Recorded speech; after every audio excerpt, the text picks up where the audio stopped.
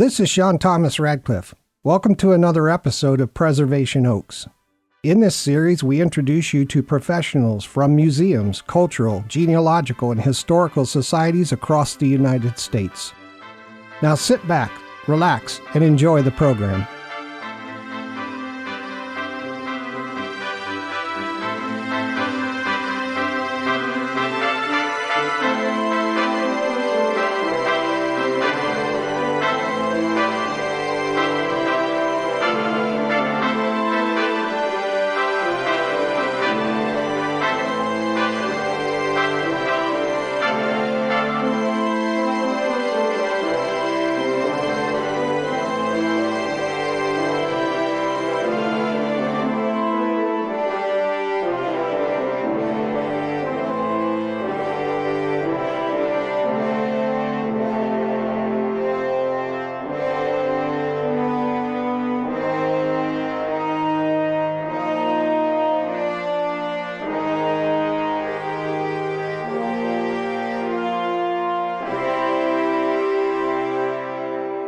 Good day, everyone. This is Sean Radcliff coming to you from Salt Lake City, and this is Preservation Oaks, the internationally syndicated original talk program on MicroStream Radio, where we feature interviews with professionals from museums, cultural and heritage institutions, historical and genealogical societies across the United States. You can listen to Preservation Oaks on preservationoaks.podbean.com and also on almost every podcast platform as well as YouTube. Wherever you listen to the program, I appreciate it very much when you like, comment, follow, or subscribe, and thank you for doing that. We give people a better understanding of these organizations, how they're funded, how each is unique to the communities they serve, what programs and events they currently have underway, and what services they offer to the public and their members. We believe this information is vital for people to know how to work with these organizations and how important it is to join, support, volunteer with, and donate to one or more of these core societies. Remember that your donations are tax deductible. Each guest organization on Preservation Oaks brings with them a truly unique viewpoint and perspective around how they tell the story of their communities, how they continue to be relevant for the times in which we live, and what kinds of exhibits and volunteer opportunities they've created. This makes listening to each episode of the program interesting, fun, and diverse. If you're listening and you'd like to be a guest on the program, or if you have questions or comments about the program, spin off an email to preservationoaks@gmail.com. All right, that being said, let's get this show snapping. Our historic April birthdays for this episode. First birthday is Washington Irving. He was an American writer, and he was born on April 3rd, 1783. He lived from 1783 to 1859 and was born in New York City. His works include Rip Van Winkle, The Legend of Sleepy Hollow, and historical biographies such as The Life of Washington. I love to read Rip Van Winkle from time to time. It's just beautiful. Our next birthday is on April 16th, 1867, and it's the birthday of the American aviation pioneer Wilbur Wright. He lived from 1867 to 1912 and was born in Millville, Indiana. On December 17, 1903, along with his brother Orville, the Wright brothers made the first successful flight of a motor-driven aircraft. It flew for 12 seconds and traveled 120 feet. By 1905, they had built a plane that could stay airborne for half an hour, performing figure eights and other aerial maneuvers. Wilbur died of typhoid fever in May 1912. Here are some thought-provoking facts from history. On April 4, 1887, the first woman mayor was elected in the United States as Susanna M. Salter. She was the mayor of Argonia, Kansas. On April 4, 1949, 12 nations signed the treaty creating NATO, the North Atlantic Treaty Organization. The nations united for common military defense against the threat of expansion by Soviet Russia into Western Europe. On April 10, 1998, politicians in Northern Ireland reached an agreement aiming at ending 30 years of violence which had claimed over 3,400 lives. Under the agreement, Protestants and Catholics in Northern Ireland would govern together in a new 108-member Belfast Assembly, thus ending 26 years of direct rule from London. On April 17, 1989, the Polish labor union Solidarity was granted legal status after nearly a decade of struggle, paving the way for the downfall of the Polish Communist Party. In the elections that followed, Solidarity candidates won 99 out of 100 parliamentary seats and eventually forced the acceptance of a Solidarity government led by Lech Walesa. Here's an interesting one. On April 18, 1982, Queen Elizabeth II of England signed the Canada Constitution Act, replacing the British North American Act of 1867, providing Canada with a new set of fundamental laws and civil rights. On April 19, 1775, at dawn in Massachusetts, about 70 armed militiamen stood face to face on Lexington Green with a British advance guard unit. An unordered shot heard round the world began the American Revolution. A volley of British rifle fire was followed by a charge with bayonets, leaving 8 Americans dead and 10 wounded. A couple of quotes. This one by Sarah Blake from the book The Guest Book. Wars, plagues, names upon tombs tell us only what happened, but history lies in the cracks between, in the inexplicable, invisible turns and decisions. A person saying no instead of yes, or yes instead of no. It's not just that they had lived, but how. This one from Lawrence Overmeyer from the book The One Idea That Saves the World, A Message of Hope in a Time of Crisis. DNA opens an even more mysterious door to understanding the human condition. All of our ancestors live within each of us, whether we're aware of it or not.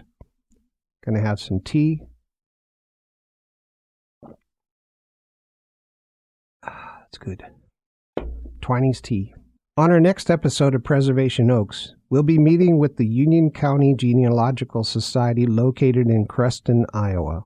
The Union County Genealogical Society is dedicated to meeting the educational needs of their members through the preservation of the county's public records, cemetery records, newspapers, and family histories for research by future generations. For that upcoming episode, we greet President Sandra Leininger. If you're a resident in the local area, this episode will help you understand what the Society has to offer, how you can participate and take advantage of the worthwhile events the Society sponsors, and how to best support them by volunteering and donating.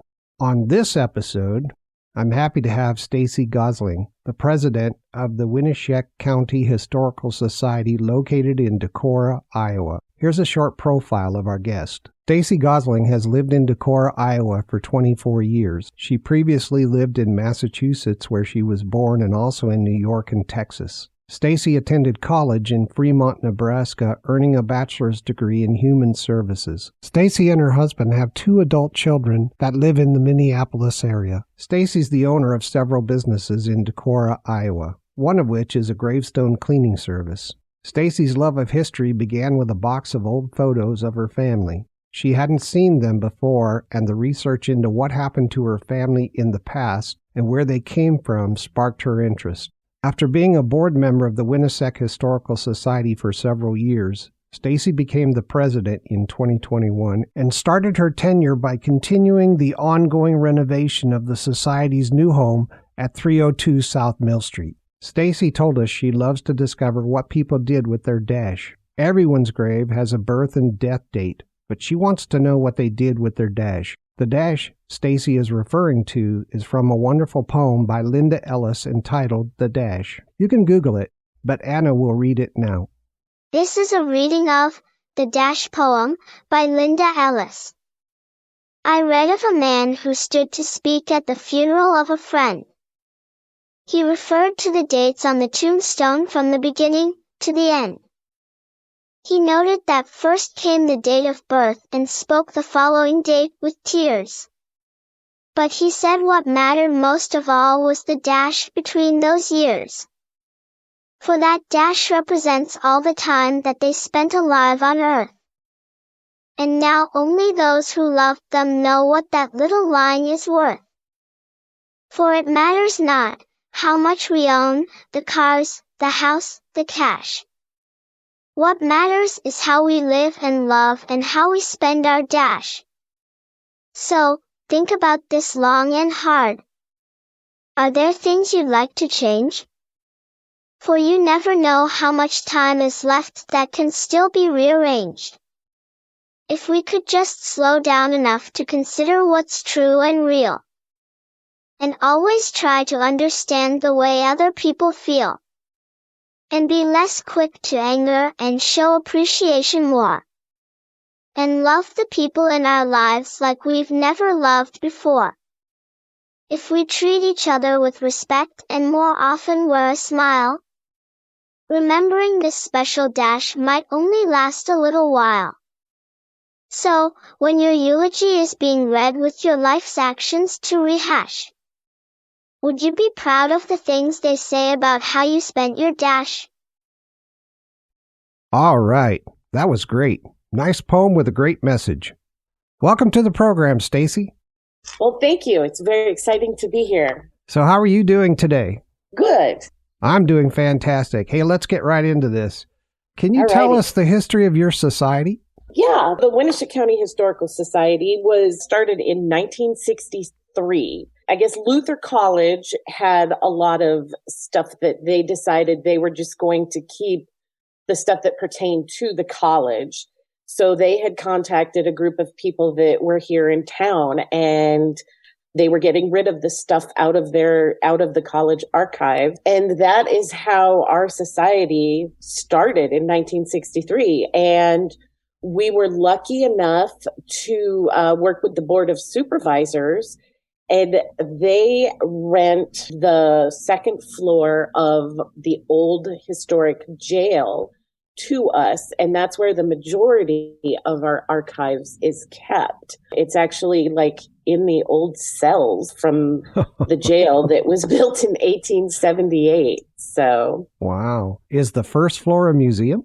No, actually, the first floor has a couple offices in it that are used by other organizations. And then there's like a little kitchenette and sort of a little meeting room where people from the courthouse, because it's right on the courthouse square, they go in there and they can have lunch in there. Time to put a cafe in there. Yes.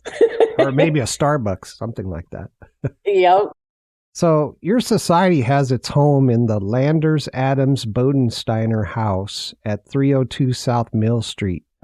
And it's really a beautiful home. And I know that you're still working on it. What can you tell us about that house? The house, we were very, very lucky. The house was actually donated to us a few years back. The family that donated it was the fourth generation family that lived there, but they no longer had anyone living in the area. They said they didn't feel right putting the house on the market and having another family live there. So they agreed to donate it to us. It had been a rental for between 20 and 30 years, and they had someone manage it for them. So it was a little rough, but we've been redoing it. We have restored all the windows to what they were in the old photos that we have of the house. The front part of the house is pre-Civil War, which is pretty early for our area. Yeah, the front part was built in 1860. The Landers family had 10 children. So as they kept adding to their family, they added to the house. So there was a big addition that was put on about 1870 to make it to the house that it is today. That's a perfect property for a historical society. It is. It's like a dream come true to have, a family come to you and say, hey, this has been in our, family for 4 generations. Would you guys like to have it? Yeah, fantastic. Did you find anything cool as you're renovating it? Nothing quite yet. We have found, we had to rip off the back porch and redo the back wall, had to have all the bricks taken down. Wow. Because it had separated from the house by 4 inches. And we did find pretty petrified little animals that had passed away underneath that porch. And one lady pulled the animal up. She thought it was a glove, to clean your car with, and then realized it had a tale. So, yeah. But we did have a gentleman that came and used a metal detector through the backyard. Oh, yeah. After we had had a large tree removed. And he did find like some old coins. And I can't remember what it was called, but something off a Model A or a Model T car. Hem weights when ladies wore the big poofy dresses. Oh, yeah. And he found one of those weights in the yard. So, My goodness. It's really interesting. You got some history there. That's wonderful. Yeah. Now, do you have like a museum on the first floor or anything like that? Well, the front part, we do still rent out. We have a gentleman that lives there. And the back part is our office that we conduct all of our research and business out of. We keep the front part rented because it helps pay our bills. So the house is still divided into 2 apartments, and we have the back part. How long until it's totally renovated? Oh, goodness. It's probably going to be quite a while. Your society has an organizational role, I guess I'd call it, of township director. Mm-hmm. And what is that role? What do those people do? Our board of directors is 21 people. We have 20 townships in Winneshiek County. And then we also have one person that is actually for the city of Decorah. And we do programs, in the past, because of COVID, they've sort of been put on hold for a couple of years, but we would do a program every couple of months. And each township director would be responsible for giving a program about something, anything that interests them in their township. And the directors are usually from that township or have a connection to that township in some way, so that when we have a meeting, that the entire county is represented. If you don't have museum space or exhibit space in the Landers Adams Bodensteiner house, where do you hold events? Previously, we have held events at the library. Yeah. It was shortly after we moved in, COVID hit. So we haven't had any of those meetings, but we have had a couple of meetings at the house.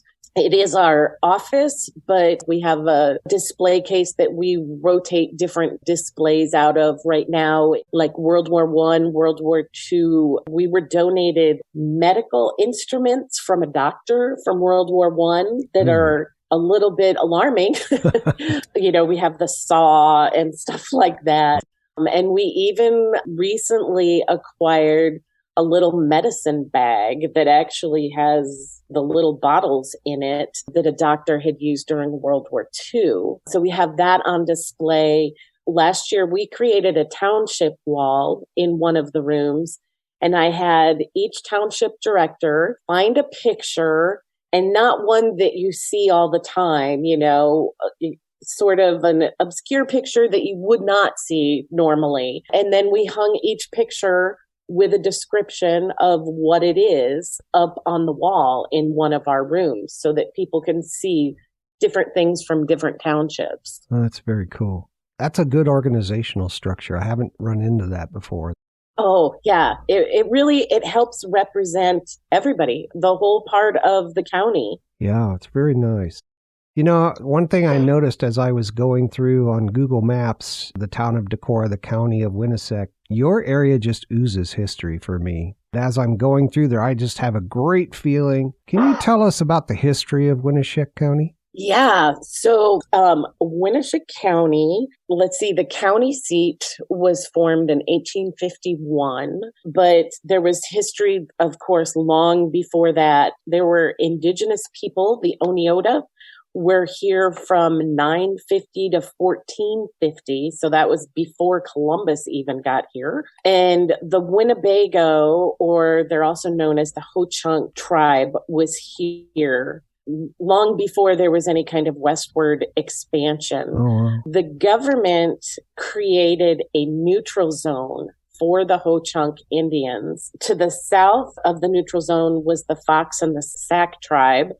And to the north were the Sioux, but they were both sort of aggressive. So when the military was moving the Ho-Chunk, they created this neutral zone so that the Ho-Chunk Indians could live in this neutral zone between these two other tribes. And in 1840, the government had built a fort in order to maintain peace between the two tribes. Then in 1849, the Ho-Chunk were moved to Fort Snelling in Minnesota, and then they eventually were moved to northwest Minnesota and then down into Nebraska. At that time, the fort became the town of Fort Atkinson. And one of the last soldiers that was still at the fort, he stayed here. Aaron Young was his name. And he stayed here and had a family. And so he did not move away. Oh, that's very cool. Do you have any Native American people that stayed back and are in the county today? No, not that we know of. There was a lady, her name was Emma Big Bear. She used to make and sell baskets, and that is within living people's memory.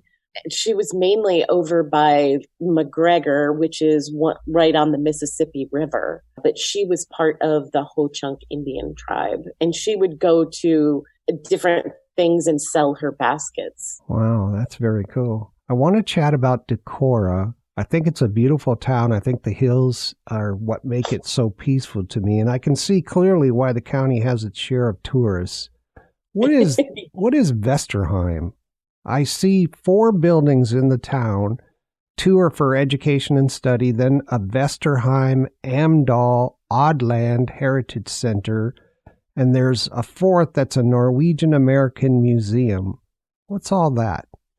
Yes, so that is right downtown Decorah. The Vesterheim is the Norwegian American Museum. They have our annual summer Nordic Fest that we have, and it's really a wonderful museum to go and visit. They do a lot with the schools in the area, teaching children, what it would have been like to be an immigrant and come to a foreign country and you don't know the language and all of that. I did find out Vesterheim actually means Western home. You have a Broadway Phelps Park Historic District. What's that? And are there any other historic districts in the county? Yes, actually. So Broadway Historic District is that is where our house is located. We are on Broadway, and it's all big, beautiful homes. So a lot of people, when they think of Decorah, they think of Norwegians, but it was actually originally settled by the English. People came from the East Coast. They had a lot of money. They built these big, fancy, beautiful homes. And for one reason or another, they either didn't stay or passed away. But they built these big, beautiful homes up in the historic district that people have painstakingly taken care of and kept up. And just driving in that area, the homes are just gorgeous. Our downtown area was also just recently put on the historic registry for the downtown area for all the buildings that are down there, because a lot of the people that built those fancy houses also built buildings downtown because they had businesses down there. And Luther College, I believe, they may have already gotten it to be declared a historic district just because of the history of that. But there's a lot of different historic places in Winneshiek County. We have the fort in Fort Atkinson, which is a really cool place to go and tour. Part of what we own is the Locust School, which is 9 or 10 miles north of town. That is on the historic registry. And it's a 1-room schoolhouse. It's all made out of stone. And we do, on the Historical Society, we have a committee that takes care of the school and sets up. We have lots of tours of elementary school children so that they can see what it would be like to go to a 1-room country school. Yeah, that's very cool. Have you ever heard of UFTA? UFTA, yeah. Okay. Yep. They sell shirts downtown that say UFTA. Oh, they do? Okay. My ex-wife was Swedish, and she would always make fun of Norwegians And every time she did, she said oof da. And then when I went to Norwegians, they would always make fun of the Swedes and say the same thing. Yep. So what's Winneshiek County like today? How has it changed? It's, Winneshiek County is it's an absolutely gorgeous area. They call it one of the names, it's the driftless area, because the glacier did not extend this far south, which is why we have the big, huge limestone bluffs along the river. It's a karst region. We have soft limestone that has been worn away by water. So there's caves and sinkholes. There's Ice Cave, which is right here in Decorah, Cold Water Cave, which is the longest cave in Iowa, but I don't think anybody can tour it. It's not open to the public. There is a thing on YouTube. Somebody went in with a camera. Oh, nice. And videoed Coldwater Cave. And I was just amazed because I've been in that area and I had no idea that it was underneath there. And it's huge with canoers, mountain biking. We have a bike path that goes all around Decorah. There's agriculture, hiking, cross-country skiing. So really the physical features that drew the early settlers here still remain. And we still have a large amount of people that come just for those reasons. Yeah. I tell you, if I lived anywhere close to Decorah, I'd be there all the time. I imagine it's a bicyclist's mecca and a skateboarder's dream. I can hit those hills and I can go right down to the river. Very nice. Yep. In terms of industry, I know that Iowa, when I think of Iowa, I think of farming. And so is that the main industry? We do have lots and lots of farms, of course, family farms. There is Stanley Engineering. They have a plant here. There's a company, Collins Aerospace. There's another one called Gemini. There's quite a few industrial type businesses also. I'll tell you, I love your courthouse. Yes. It sits up on a hill. This hill had to be, I would think, purposely built for the courthouse. But it's just beautiful. It's got a Civil War monument and a cannon and a Lady Liberty, and it's got clocks up on the top. Do you give tours of that from a historical perspective? We don't specifically, but you can call the courthouse and they will set up tours. The courthouse that is there now is actually our second courthouse that was put up in 1903, 1904. The courthouse square, as we say, it goes back much further than 1857 when the first courthouse was constructed there, because they have found archaeological remains on the site that indicate it was a favored campsite of both the Oneota indigenous people and the Ho-Chunk people. Because it sat up so high, it was the perfect spot to be able to look out and see the river and see the area around. So the hill wasn't built for the courthouse. The courthouse was built on an existing hill. Right. Oh, wow. It was actually already there. That's very cool. Yeah. I think it's just a beautiful place. Yes, it really is. And our board of supervisors have started, a few years back, they have been restoring it. So the clock that you mentioned works, because it didn't for a while. They're doing a big project this summer on repointing. Apparently at some point, someone came along and was doing repointing and wasn't quite sure what to do with the historic part of the repointing. They did it wrong, and they actually filled in all the weep holes on the courthouse, which of course caused water to come inside. So the Board of Supervisors have been painstakingly working on refurbishing the building. I also noticed as I looked up at the clock that there's like these eagles sitting on these, I don't know, marble balls of some kind. Yep. Really cool. I just think it's cool. And I also think it's cool that someone took the time, and the community, I guess, took the time to build a Civil War memorial. A lot of people died in that war, you know? Yes. Can you provide the audience with an overview of the communities you serve in the county, the diversity of your membership, the mission and objectives of your society? Yeah, Decorah is the county seat. We serve Kendallville, Burr Oak, Hesper, Highlandville, Bluffton. See, there's a lot of them. Freeport, which is actually within the township of Decorah, Frankville, Austin, Castalia, Festina, Jackson Junction, Fort Atkinson, Spillville, Calmer, Ridgeway, and I'm sure I've missed a few, but yeah, we have a lot of little towns that make up Winneshiek County.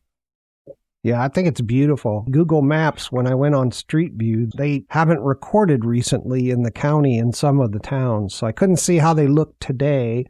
And some of the Google Street View it must have been a day when they went through and it was totally foggy. So it was like, okay, I can't see what's happening here, but it really looks like there's a number of historic buildings and that there's some civic pride going on because I saw some patriotic monuments and that kind of thing. So it's a really nice place. Yes, it's a wonderful place. It's a wonderful place to visit, and it's a wonderful place to live. So what's your mission? Our mission is to keep history alive so that people remember the things that previously occurred. We have an archive. We have families that donate their family histories to us, which is wonderful because, people will come in and say, oh, well, nobody in my family cares. And I did all this research. But you never know. A generation or two later, somebody may be wondering, hey, I think I had family that lived in that area. And then they contact us and we can say, oh, yes, we do have your family history.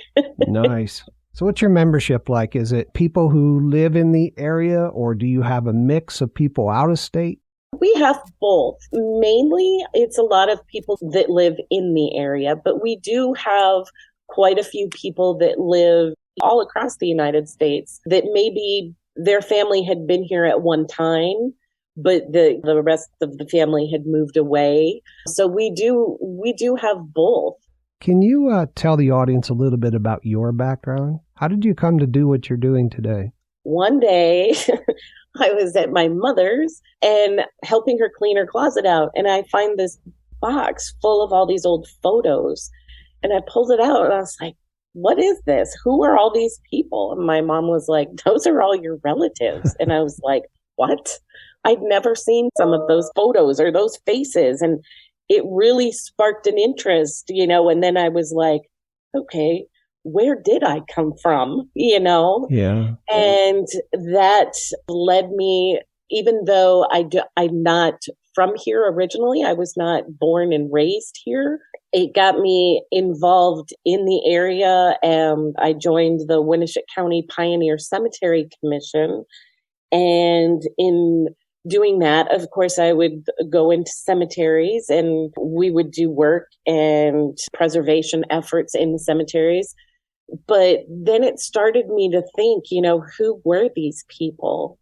And then, so I was like, well, how do I find anything out about these people? Yeah. So then I came to the Historical Society, and it's all history from there, as they say. Oh, yeah, that's great. Great story. Hey, listen, I'm sorry to interrupt, Stacey, but it's time for our first break for a few minutes. Okay. All right, listeners, we'll be right back. Stay tuned, please.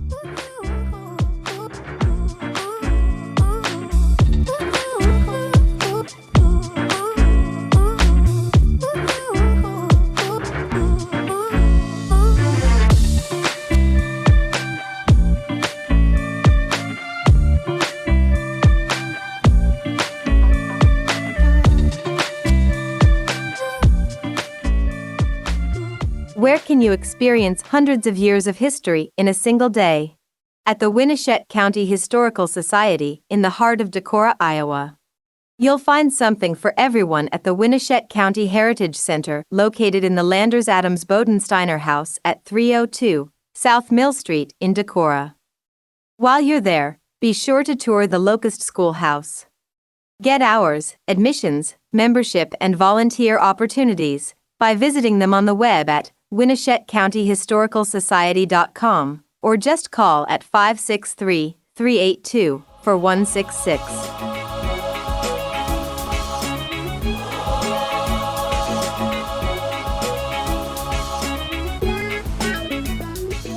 I'd like to talk about volunteering, especially as a way to help your growing family. As we all know, there are a million things to accomplish and only 24 hours a day to do so. Many people have no idea how to find time to commit to their local museum, cultural, historical, or genealogical society. But it's a valuable investment in the community and your family on many levels, and something that you'll need to make work to realize the benefits. Why does it matter to you personally to get involved in your community? Well, if you're a business leader, it's important to keep your finger on the pulse of the local business community. By doing so, you not only do your part to support local causes, but also stay aware of opportunities to grow your company. While there are a variety of ways to accomplish this, including social media, newspapers, television, social circles, and networking, there is no better way than to build relationships by engaging yourself in these valuable organizations within the community. However, if you're raising a family and seeking to train your kids in the life lesson, quote, to do well for your community by doing good, unquote, then it's imperative to immerse yourself and your family in helping the community and having fun while doing so. Maybe you've wondered, how can I volunteer in my community, but still have a lot of fun? If so, being a volunteer at a museum, cultural, historical, or genealogical society could be for you. You'll find great opportunities to work with children in order to pass on knowledge and history. Not only do you get to teach the next generation of kids some valuable life skills and information, but you also get to enjoy the activities while teaching them. Volunteers typically help guide visitors, answer questions, answer phones, perform research, help file, work with children, and a huge number of other things that keep the society running smoothly. You also get to attend the events and learn more about your community so that you can pass this on to your family and friends. Your family will get a sense of belonging, a sense of place. For those who say they don't have time to volunteer, time is secondary. People with a family and other obligations can generally give just a few hours a week. You don't have to volunteer for hours and hours of time. You can start by micro-volunteering, with a shift between 1 to 2 hours. These societies host a variety of fun activities to bring members and non-members together. These organizations are non-profit organizations, meaning that they have very few staff members on the payroll and rely on volunteers to assist with the rest of their activities. There are always things to do, and if you strike up a conversation with any of them, they'll be happy to help you find something that you will love doing and that helps your family and community. It's an exalted feeling to volunteer your talent, plus the people you spend your time with and the experiences you gain are invaluable. There are literally thousands of people from all walks of life who volunteer their time, energy, and resources to museums, cultural, historical, and genealogical societies all across the country. If you enjoy books and quiet, the research library is the perfect place for you to volunteer. You will get to organize books and perform research tasks to help others document their lineage. You can be involved in digitizing records and photographs. You can enter records into a database or help the curator. These societies can offer many different activities for you to engage and help by doing something you love.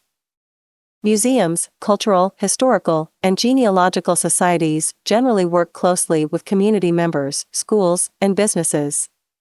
They often host events and fundraisers to bring information to the public and improve the success of the area. You can help improve your community by giving back to these organizations that make your community a better place to live.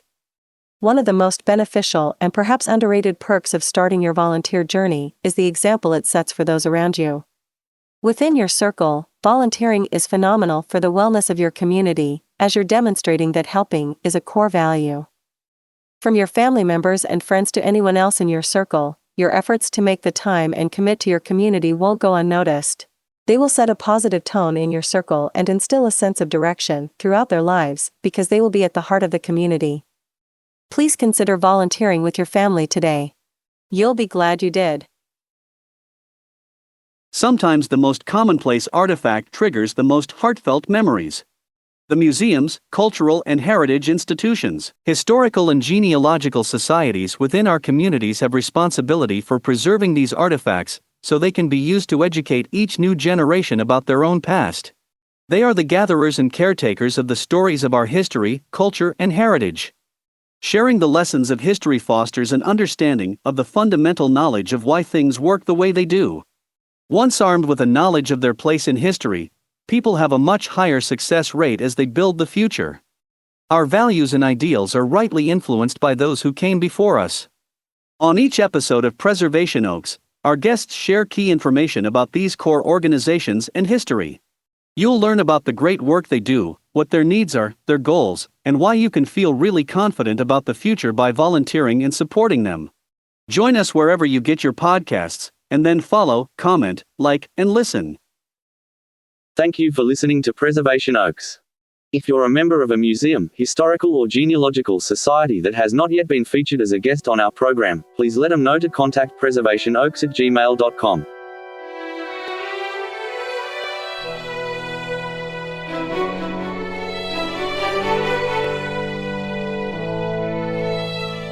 Welcome back to Preservation Oaks. I'm your host, Sean Radcliff, and we're here today with Stacey Gossling, the president of the Winneshiek County Historical Society in the great state of Iowa, and located in Decorah. Let's pick up where we left off. Welcome back, Stacey. Well, thank you. What's over the horizon for the society? Where's your organization headed next in 2022? I guess we would say that to the continuing restoration of our 1860s Greek revival home that is our headquarters. As I said, it was gifted to us. To continue to do restoration on that while still keeping our archive going. People come in every day and say, hey, would you guys like this? Or would you guys have any interest in that? I just had a gentleman email me the other day. He was looking for information on a mill in the area. So we try and do our restoration around all of that work as well. Our big project now that we are going to start tackling, because we've restored all the windows, we've replaced the roof, the boiler, all of that kind of stuff, so we know that we will stay dry and warm. Our next project is pretty much the entire house needs to be repointed. Unfortunately, at one point in time, when they did do repointing on the house back in the 70s or 80s is what we're guessing, it was done with Portland cement, which is causing the bricks to spall. The bricks are like a soft brick. They were made at the kiln up in our Phelps Park area. Okay. So they're soft. So when they get that Portland cement around it, there's no way for the water to get out, and it just squishes the bricks. You know, we've lost a few bricks, but we have to have all that Portland cement removed and have it redone with historic lime mortar. Man, I tell you, there's just like 1,000 things you got to learn to get it right, you know? Yeah. That's yep, amazing. there is. So in 2022, your main focus is going to be renovation, repointing. It's basically your home, your office there. You said that the house was a Greek revival. And this always gets me. I've talked to many historical societies who say this is a postmodern. Who tells you these things? You know, you just don't wake up, look at the house and go, oh, that's a Greek revival. Do you? Well, I don't, but we do have a lady that is on our board that loves architecture. And you can drive around town with her and she can tell you that's this kind of house or that's that kind of house. Oh, nice. I'm kind of like you. And unless somebody tells me, I don't know. I'm just like, oh, that looks like a cool house. Yeah. But yes, you know, and that's part of the beauty of having a big board is everybody brings their own thing to the table. You don't exhibit at the house at 302 South Mill Street. Do you have a place where you can exhibit artifacts? We have a small exhibit area in the house that we do have in our office. Okay. And that's one of the things that we would like to develop more is museum exhibits and exterior signage. When we were actually peeling many coats of wallpaper in one of the rooms in our office, the plaster, it wasn't attached to the wall anymore. And we were like, what is going on? Long story short, pretty much the plaster on that wall just came tumbling down. It was not attached at all anymore. But when it came crashing down, we realized it wasn't attached anymore because it was a brick wall. So it was actually the exterior wall from the original house before they had put an addition on. Oh. And you could actually see that there was a window in there that they had bricked up. So yeah, things like that, and I was like, you know what? I don't think we should replaster that. That's part of the history of the house. It tells its story. Let's leave that wall like that. Yeah, that's a good decision. I noticed on your website that you have an oral history, and it says it's Steve Johnson's interview with Mel Faldet. And I'm wondering, is the society planning to complete any further oral interviews? We would love to. It's something that they haven't done in quite a while, and I think would be really, really interesting to start up and do again. Unfortunately, a lot of the oral histories that they have done previously are on cassette tapes. Oh, no.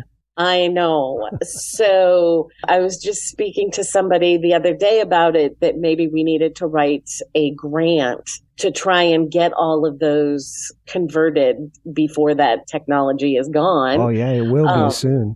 Yes, because it really is interesting. And the tapes are old and brittle now. So you can't just pop it into a cassette player. You really need to send it out and have it professionally done. Oh, my. Yeah.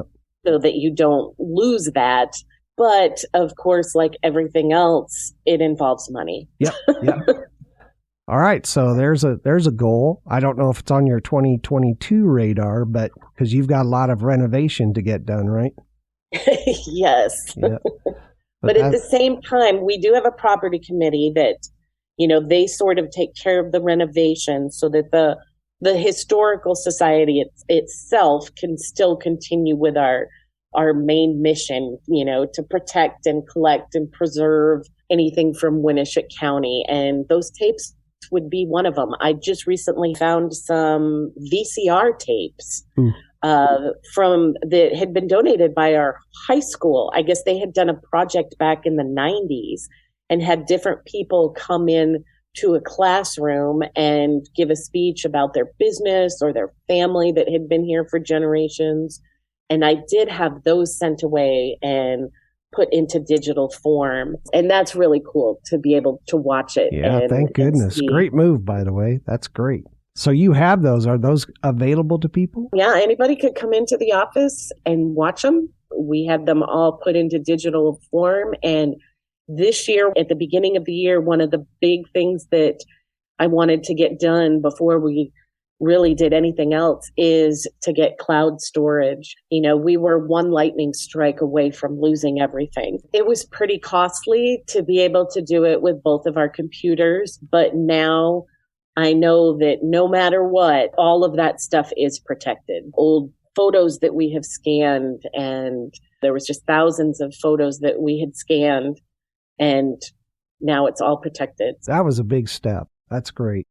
So what kind of funding model supports the society? What are your funding goals? Same as with any nonprofit. We survive on our memberships, donations. We have been very lucky. The family that donated the house to us, they have given us a couple of substantial donations towards restoring the windows. Last fall, we had the front portico redone, restored, which was really kind of interesting because we have these big columns, and the gentleman that was doing the work, they took the columns back to his shop because one of them, a woodpecker had gotten a hold of it. And so he went back and he was fixing those, and he called us to his shop, and it was really kind of interesting. I don't know how I thought they were made. It never occurred to me, but these columns were made like a barrel. Oh, okay. With each individual piece. So, and that was a very big project, and we had gotten a grant for that. So mainly our funding for the Historical Society comes from memberships, and we write grants like everybody else. Lots and lots of grants. Yeah, fantastic. Do you have any city, county, or state funding coming in? No, we don't. But you have Amazon Smile? Yes, we encourage everyone to go on to Amazon Smile and find Winneshiek County Historical Society. Yeah, Click that's a on that. great way It's to the do it. easiest way to donate money to an organization. Yeah, it works really well too, I think. They send me, here's who you're donating to, here's the funds that you personally have caused to be given to the society of your choice. And here's overall, for everybody who chose that society, here's the funds that they received. Yes. And that is fantastic. When I see that, I feel really proud, I'm like, yeah, that works. What kind of fundraising activities does your society offer? At the end of the year, we always send out a big fundraising letter, which we usually get, a pretty good response to. We have an annual Christmas party. We also have an annual meeting, which we actually just had this previous weekend. Oh, how'd it go? It went very well. Thank you. Any way that we can dream up a way to try and raise money or awareness. So do you sell any coins or T-shirts or any of that? We've had T-shirts in the past. We sell a couple of different books. We have one right now. It's called The City of Springs, and it was done years ago by a couple, and they painstakingly went through all the different buildings downtown Decorah and wrote the history on them. They found out what the building was originally and what it is now. This would be the fourth printing of that book, so it'll probably be the last one. So why is it called the City of Springs? Are there water springs? Yes. All through the town, you have some kind of underground water springs. Yes. Yeah, now we know why the Indians were there, huh? Yep. Cool. So this is hopefully the last time I'll ask this question on this podcast. So the question is, how did COVID-19 pandemic affect your society? Did you have a lot more genealogical research requests? We did. I think as people were closed in, people started to wonder, hey, where am I from? Or where were my grandparents from? And we did get a lot of phone calls and a lot of emails, people wondering, hey, do you have this or do you have that? We also got a lot of people that were cleaning out their closets or their basements and were like, okay, do you want this? I found these old books or old maps. There's been a couple of times where we get to the office and there's a book sitting by the front door or in the mailbox. COVID has been a learning experience for all of us, I guess.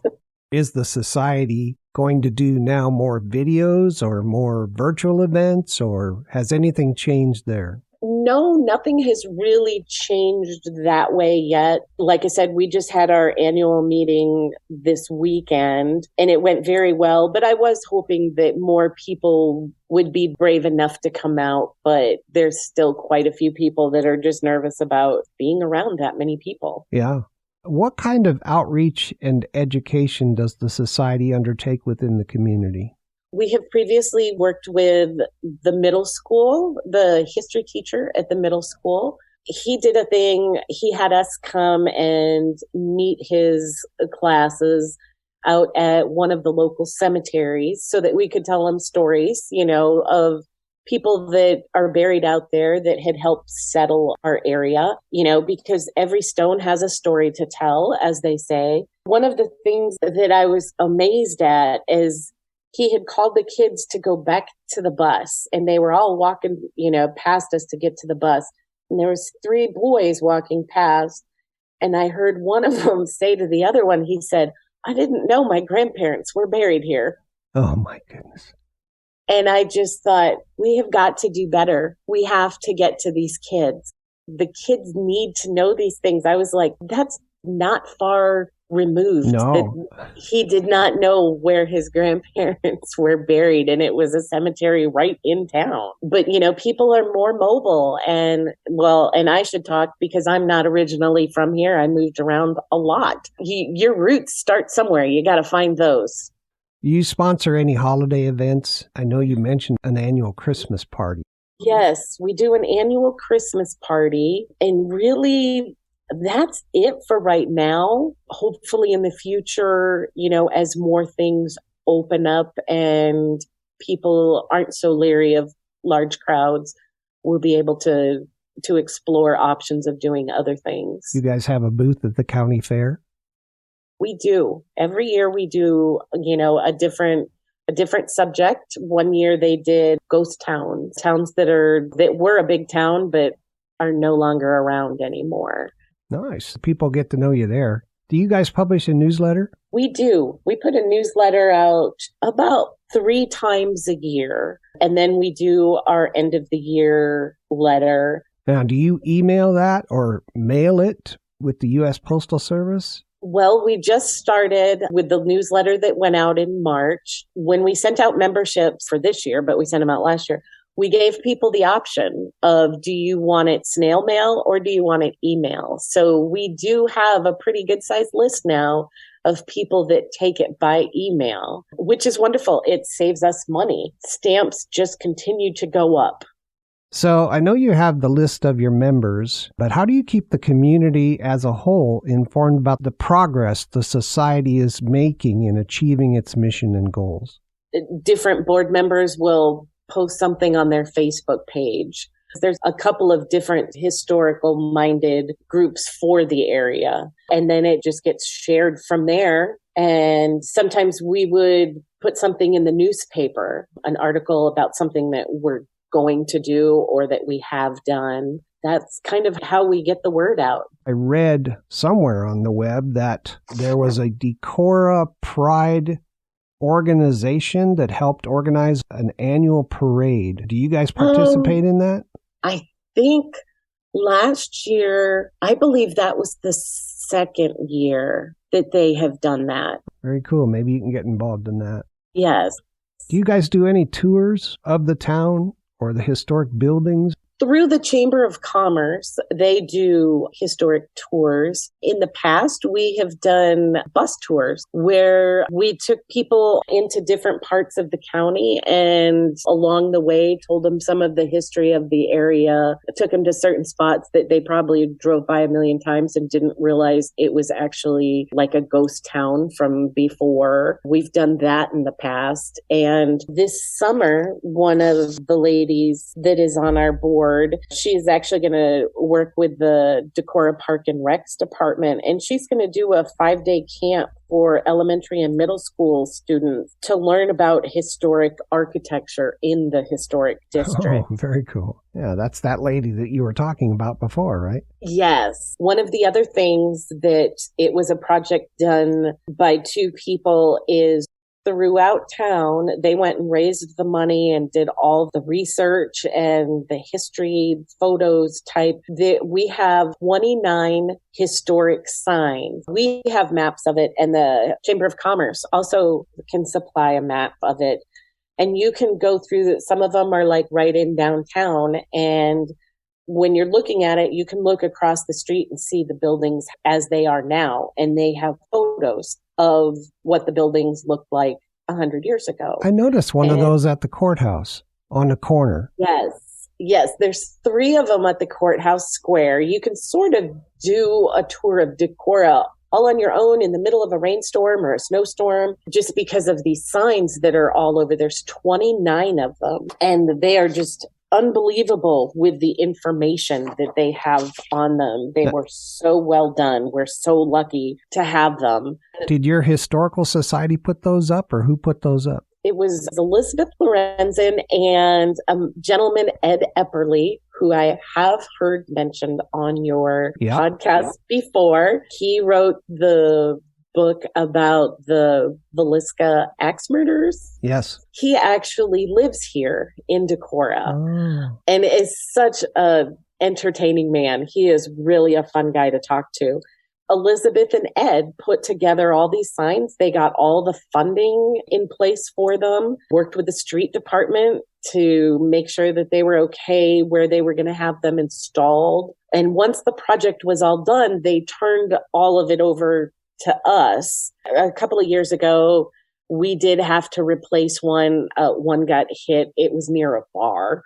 And it got hit during the night. One got hit, we believe, with a snow plow during a snowstorm. And then we have to come up with the money to replace it. We did have one earlier this year, that was hit by a semi trying to make a turn. But luckily, the street department was able to fix it, and the sign wasn't damaged. It was just the legs. There's constantly, whenever you drive through town, you always see people looking at those signs. And we've heard the homeschooled kid that they're working those into their program because they're a very, very cool thing. Cool. People can use them whenever they want. It's time for us to take our second break. Okay. Time flies really quickly. Yes. We'll pick up where we left off after the break. Listeners, stay tuned. We'll be right back.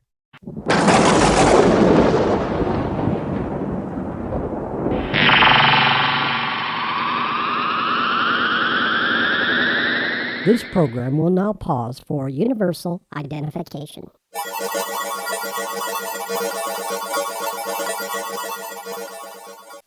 Pass history on by joining, donating, and volunteering at the Winneshiek County Historical Society in the heart of Decorah, Iowa. Visit the Heritage Center at 302 South Mill Street in Decorah. Get hours, admissions, membership, and volunteer opportunities by visiting them on the web at winneshiek.historical.society.com or just call at 563-382-4166. On Preservation Oaks, we understand that every museum, cultural and heritage institution, historical and genealogical society has a story to tell, and our mission is to help share that story and the value of your organization. When you appear as a guest on Preservation Oaks, you unlock and share your story with worldwide listeners.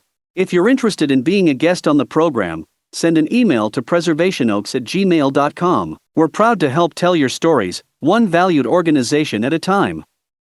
This is Ruth Armstrong from the Genealogical Society of Linn County, Iowa, located in Cedar Rapids, and I love listening to Preservation Oaks on MicroStream Radio. Edwards, excellent job you did getting those tiny tea leaves for Tetley tea bags, but what's this ridiculous item on your expense account? Lotus blossoms for Miss Sita Dharmapella, 3 rupees. We don't send you out there for fun, you know. But Mr. Dimes, as a Tetley tea taster, you do insist on only the tiniest tea leaves. Right, Edwards, because tiny tea leaves give Tetley tea a richer, heartier flavor. Yes. I know they're hard to find, but that's no excuse to be fast and loose with the firm's money. But Mr. Dimes... No excuses, Edwards. Mr. Dimes, Sita did talk her father into selling us 50 chests of tiny tea leaves. She did? Yes. Wonderful girl, Sita. I like those tiny little tea leaves in Tetley tea. Explore your family history in Linn County, Iowa, at the Linn County Genealogical Society, nestled in the heart of Cedar Rapids. Bring your records and your family tree, and come on down to the leading resource for Linn County genealogists and family historians. You'll get the help you need and learn about why the Linn County Genealogical Society loves Linn County and Iowa genealogy. For hours, admissions, membership, and volunteer opportunities, visit them at gensoc.linncoia.weebly.com. Have fun and make progress.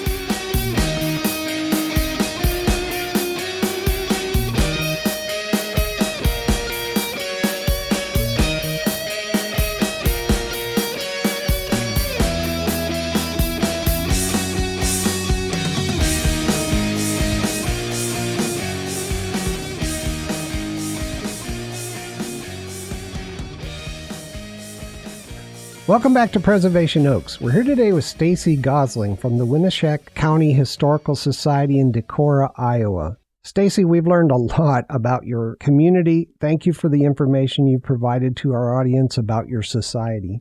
So let's pick up where we left off. What kind of facilities does the society manage or care for? And do you care for or maintain cemeteries or the statues on the courthouse grounds?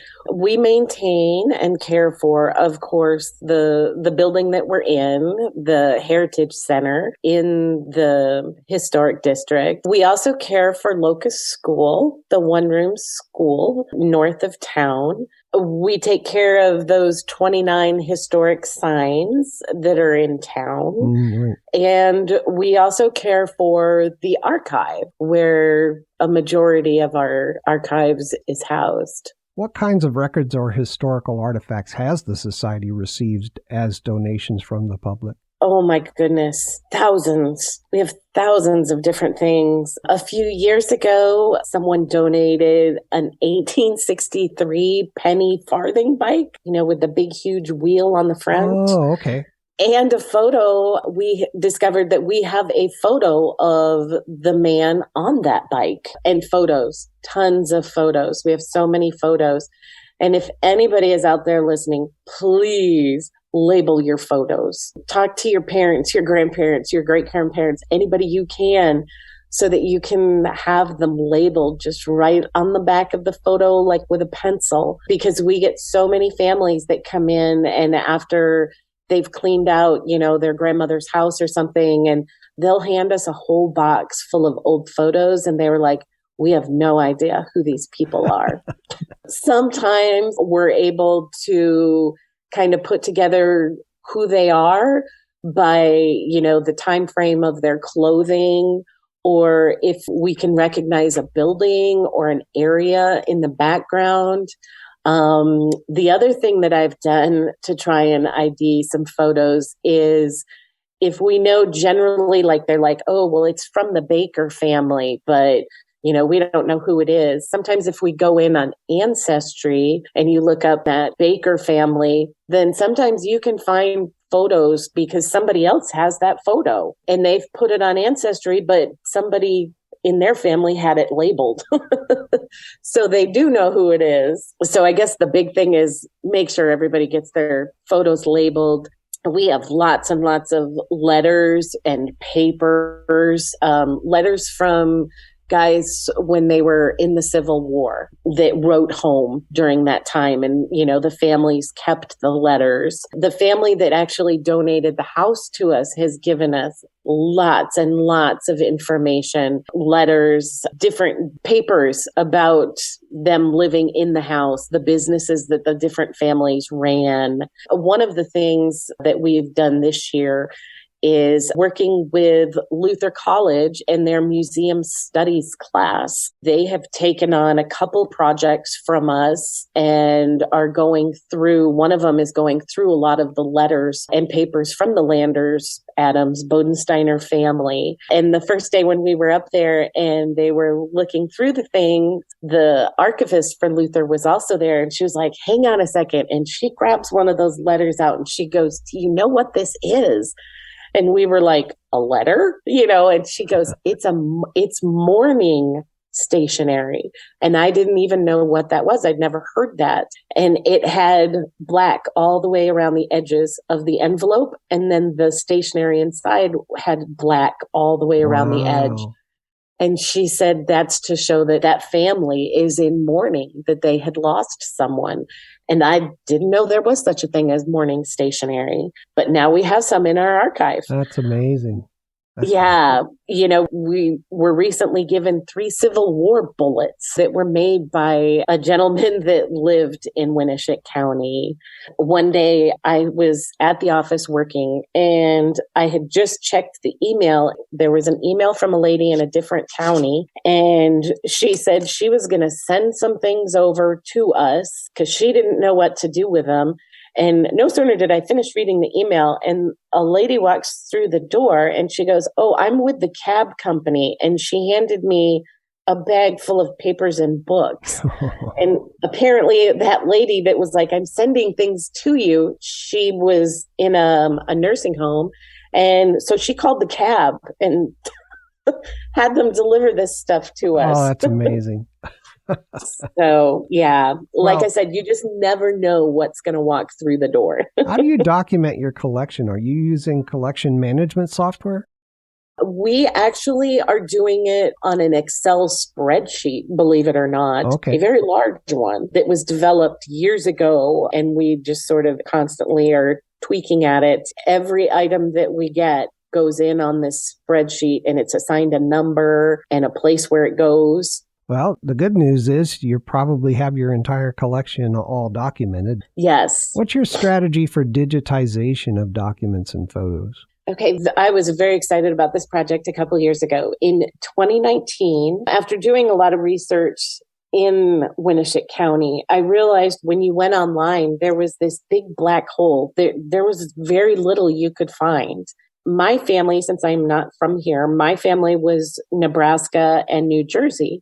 I would go online and find all sorts of information on those. But I was like, there's a lot of people from Winneshiek County that don't live here. They can't just walk into our office and say, hey, do you have this newspaper on microfilm?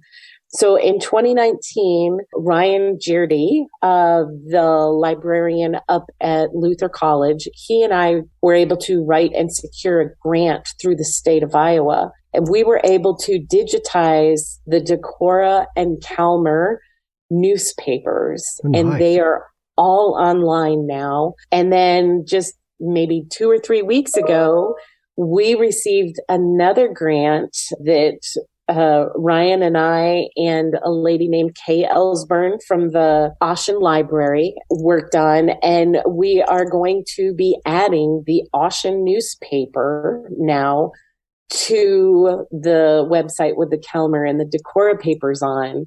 I've heard so many different people commenting they're using those newspapers in schools. Nursing homes are using them, so that their residents can go read the old newspapers. Researchers, so many different people. So we're really, really excited because when we got the first grant, we didn't have enough money to put all of the papers online. But now we will have the Ocean paper on there as well. So very excited about that project. So you couldn't exist really or do your job without volunteers. Is that right? Right. We are all volunteers. There's no paid positions in our organization, and we really have a wonderful group of people that volunteer. So if I want to come in and volunteer, what kind of things do you have for volunteers to do? Oh my goodness, tons of things. We have photos that we are scanning, lots of photos to scan. We have a gentleman right now that he is working with the county extension office, has decided to they're moving, and they are going to send all their, they would do a yearbook of all the stuff that the county extension had done in the previous year. And they are sending it down to Iowa State to go into their archive. But before they send them down there, they are letting us scan the photos. And a lot of the photos are labeled, thankfully, for, and it says who's in the photos from the early teens, the 20s, the 30s. We all have sort of different projects like that. There's always projects going on. How do you train your volunteers? We find out what their interest is. Like I've said before, one of the good things about having a big board is everybody has a different thing that they like to do. Like we have the one lady that loves to do architecture on the houses. We have one gentleman that he has traveled extensively to, say, the Czech region. So when we get somebody that calls and says, hey, I need some help with this, we're like, hey, we have just the guy to hook you up with. So we try and find what interest the volunteer has and get them involved in a program that would keep their interest going.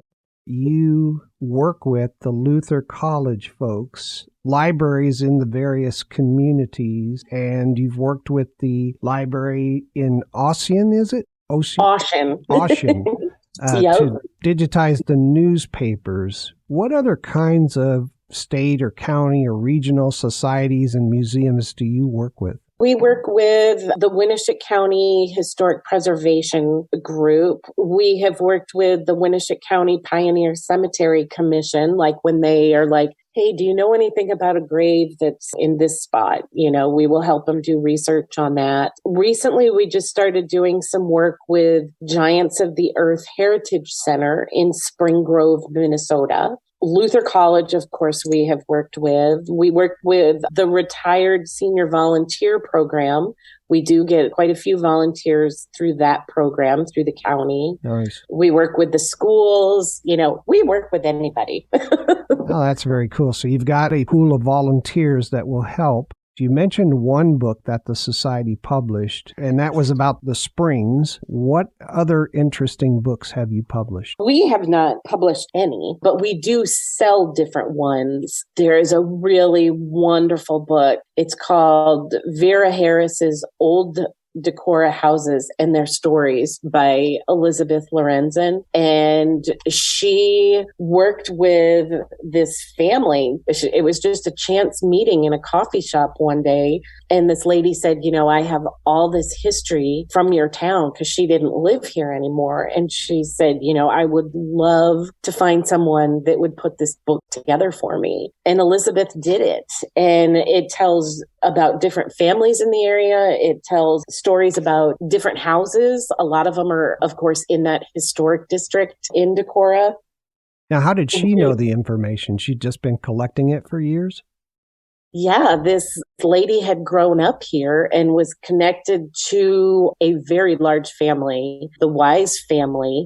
Samuel Wise, they had 10 daughters and 3 sons.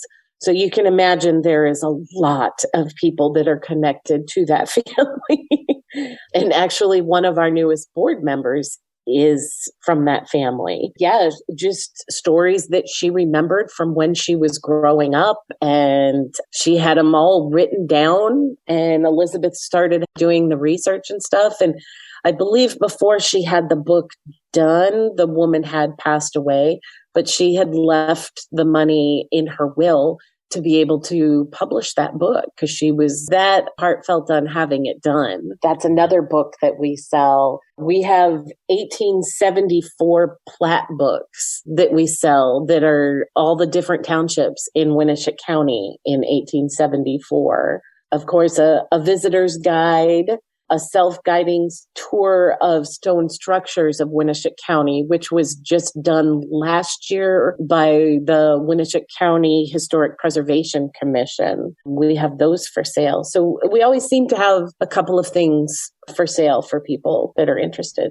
Yeah, very cool. I want to remind the listeners of how to connect with the Society. They have a website at www.winneshiek.historical.society.com, or you can email them at winneshiek.historical.society@gmail.com, or you can write them at Winneshiek County Historical Society, 302 South Mill Street, P.O. Box 63, Decorah, Iowa, 52101, or you can call them at 563-382-4166. Now, Stacey, I want to ask you, what kinds of things are available to do on your society's website? Our website, of course, has all of our contact information. We have a section about us, our mission statement, the history, the names of the board of directors, the hours that we're open, the facilities that we use, the old historic jail, the Locust School. The Locust School page has all the information on there about how to contact us to set up, like if you wanted a tour. They do tours from May until September. The address, of course, of the actual historical center building. About membership, our newsletters get put up there. We do have one thing we started where we have put photos, of course, that are not labeled. Somebody may recognize them. And I'm hoping to put a whole bunch more photos on, because we have a lot of those. Different fundraisers that we've done in the past, our contact information, anything and everything that you would want to know about the Historical Society is on our webpage. Yeah, it's a nice webpage. Can somebody join as a member via the website? Not right now, but I'm hoping to get that done in the future. And can somebody donate at any time via the website? Same thing. No, but I'm hoping to get that done in the future. Yeah. But they can just, send it to P.O. Box 63 and, a donation, and we would get it. It's coming. I know. Yep. I can hear the determination in your voice. Yep. What is the easiest method for members of the public to donate to the Society? Of course, they can always mail us donations, P.O. Box 63. Easy to know. They can call us. You could send us an email if you wanted us to send you our contact information. I know that you mentioned your number one priority is renovation of the Heritage Center. Mm-hmm. Are there any other current initiatives or needs of the society that you want people of your area to know about and support? I guess right now, like I said before, the same as with any nonprofit that has been affected by COVID and not been able to hold gatherings because we have not been able to do those things. Donating to us is wonderful. What are your thoughts about how best to keep history and the community support flourishing for the current generation? I think we need to do more things digital because people use phones and computers more. And I think it's very important to work with the schools to get kids so that they have that sparked interest. Very important. Why is the society important to the community? What makes your society different or unique from other societies? I guess, well, one, we're an all-volunteer operation. We don't have anyone that's paid because we're preserving the history of Winneshiek County, whether it is through oral histories or an actual object like Civil War bullets or diary of someone or old school records. Because if we weren't keeping it, then what's going to happen to it? Where will that history be stored? What's the benefit to me if I join the society? I guess the biggest benefit is because then you can brag all over the country that you are a member of the Winneshiek County Historical Society. Yeah, you got bragging rights. That's good. You would get a newsletter so that you would know what's current and what things that were going on at the society and keep you up to date on those kinds of things. If I am researching my family genealogy and I'm trying to put that together and I connect with the Winneshiek County Historical Society and ask you for copies or information, what do I pay for and what's free? Copies, if it's just a photocopy, we charge 25 cents. Photos would be $5, but if you're a member, it's $4 for a photo. We do charge for research. We say $15 an hour, but I usually do half an hour to 45 minutes free of charge. If it's something that I can immediately, I'm like, okay, I know we have that. I just got to go find it. We don't charge. We just ask people to give a donation that they feel would be correct. Do you interface with the Vesterheim folks? Because they have a museum there in town and they have all this stuff going on as well in terms of an annual, Norwegian festival or something? Yep, Nordic Fest. Nordic Fest, that's it. Do you interface with those guys? They have been going through their collection and taking anything out that does not fit their mission, which is Norwegian American. People over the years have donated things to them and then they're like, you know what? That has nothing to do with Norwegians. So then they call us and say, hey, we're going to deaccession this. Do you want these things? So we have worked recently quite a bit with them on different items that didn't fit their mission statement, but they fit ours, which is wonderful. When we've done research or when they are doing research, they may contact us or we may contact them. If we have somebody that calls and has a question about something Norwegian or they need a letter transcribed from Norwegian, we may send it to them and say, hey, can you help this person? Is there any other information or message you'd like the community or members to know about? I guess just donate. Even if I know people from all over will listen to this, and you're like, well, I have no ties to the Winneshiek County, Iowa. Donate to the one that's local to you because nonprofits really are struggling. Yep, agreed. Okay, donate. Join the membership. The membership helps pay the bills. Fantastic. And it'll help get that house renovated that much sooner. That's right. So you can move on to another great project.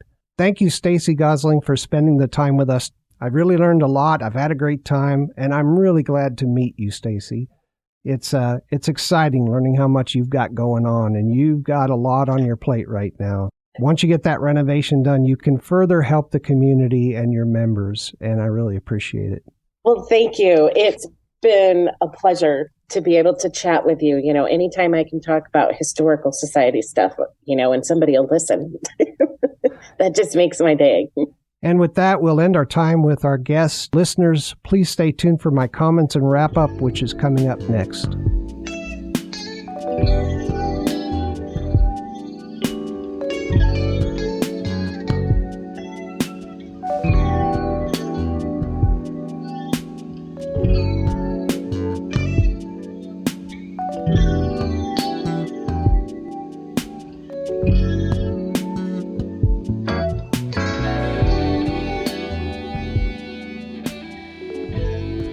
The best thing about Preservation Oaks is that you get history instantly, right when you want it. Listeners of Preservation Oaks learn how they can experience unlimited fun and knowledge at their local museums, cultural and heritage institutions, historical and genealogical societies across the United States. All that for a single low-cost annual membership. Now that's high value. If you're not already a member or a volunteer, then be sure to get it done today.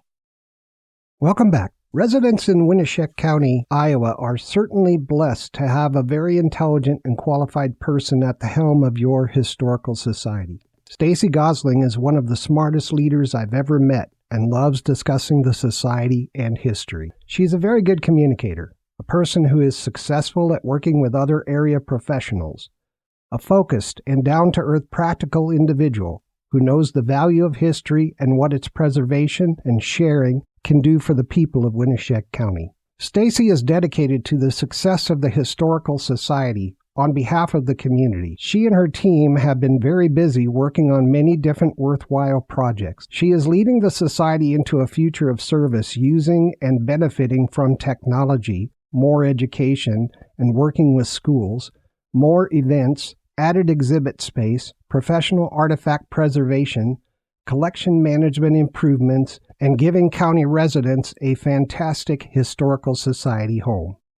Stacey Gossling is new to the role of president of the society and currently has her hands full for sure. She needs your support as much as possible as the society comes out of the dark ages of the COVID pandemic.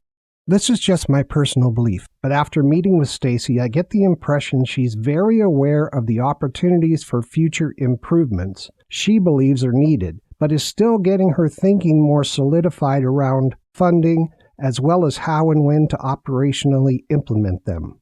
Stacey has a full spectrum of great ideas for the future, and I wish her all the luck of the Irish in getting them done.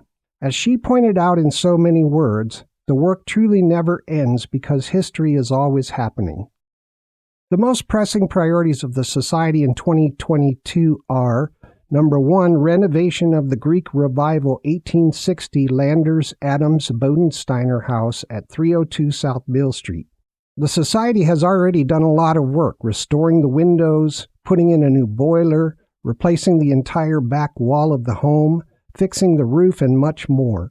But there is lots more to do on this, including repointing the home. So please, donate, donate, donate. Volunteer. Become a member. The next level challenges that Stacey mentioned were putting in exterior signage so people know that it's the home of the Historical Society, adding exhibit space for the artifacts, completing more oral histories, and getting the existing county oral and video historical archived information off of obsolete media types and onto technically current media before it's too late and the data is lost. There were 1,000 questions I could have asked during our time together, but I didn't in the interest of time.